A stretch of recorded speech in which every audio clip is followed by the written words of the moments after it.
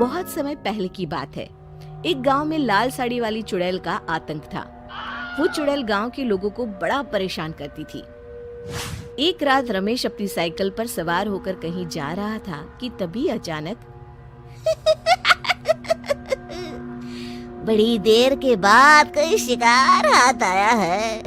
अब तो बच के कहाँ जाएगा? हे भगवान, मर गया रे। ये चुड़ैल कहाँ से आ धमकी?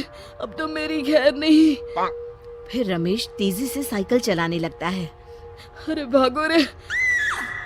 चुड़ैल उड़ते हुए रमेश का पीछा करने लगती है और रमेश को उसकी साइकिल समेत ले जाकर एक गड्ढे में गिरा देती है। मर गया रे, मेरा हाथ।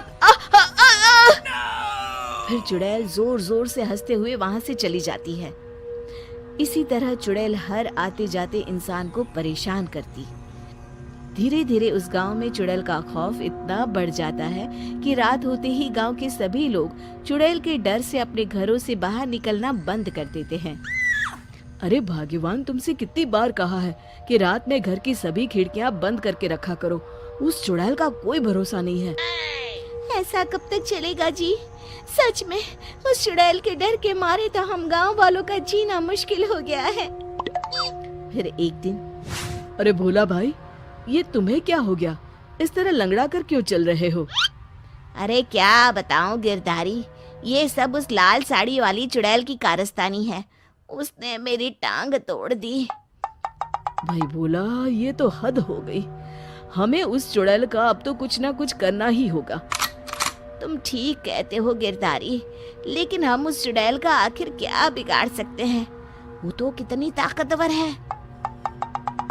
पास के गांव में एक पुजारी जी रहते हैं, बहुत ही बुद्धिमान हैं। उनके पास जरूर कोई ना कोई उपाय होगा।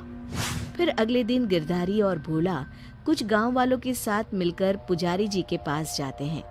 पुजारी जी उन सबको देखकर कहते हैं, क्या बात है, आप सब लोग एक साथ यहाँ क्यों आए हैं? कोई परेशानी है क्या?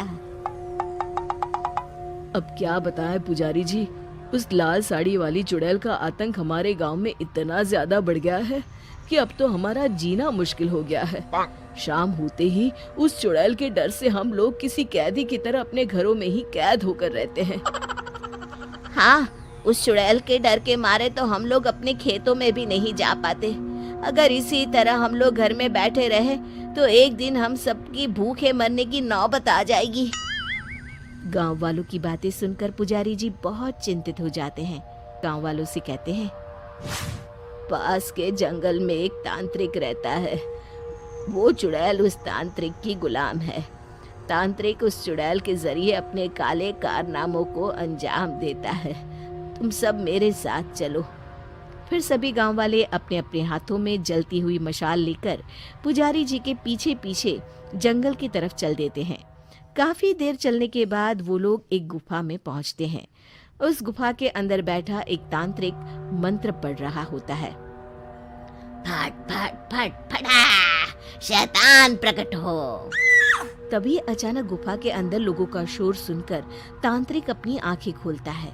लोगों के हाथों में जलती हुई मसाले देखकर तांत्रिक घबरा जाता है। तभी पुजारी जी कहते हैं, आज से तेरा खेल खत्म हुआ धर्मी तांत्रिक।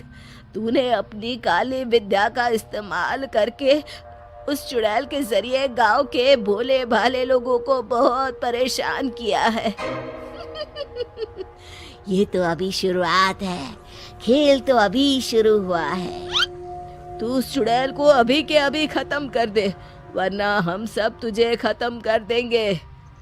अच्छा, ये बात है तो ठीक है। तुम्हें सामने वो मटका दिखाई दे रहा है, उसी मटके में उस चुड़ैल की जान बसी है। जाओ उसे तोड़ दो। तभी गांव वाले उस मटके को फोड़ने के लिए उस पर डंडे से वार करना शुरू कर देते हैं, लेकिन उस मटके को कुछ नहीं होता। तभी अचानक वो चुड़ैल भी वहां आ जाती है। अरे मूर्ख तांत्रिक, तूने इन लोगों को मटके का राज क्यों बता दिया? तांत्रिक हंसते हुए कहता है, तू चिंता मत कर, इस मटके पर मैंने ऐसा मंत्र पढ़ा है कि ये लोग इसे कभी नहीं तोड़ सकते। गांव वाले बहुत कोशिश करते हैं लेकिन उस मटके को तोड़ नहीं पाते। तभी गिरधारी पुजारी जी से कहता है, अरे पुजारी जी, ये मटका तो टूट ही नहीं रहा है। अब आप ही हम सबको बचा सकते हैं। जल्दी कुछ करे वरना ये चुड़ैल हमको नहीं छोड़ेगी।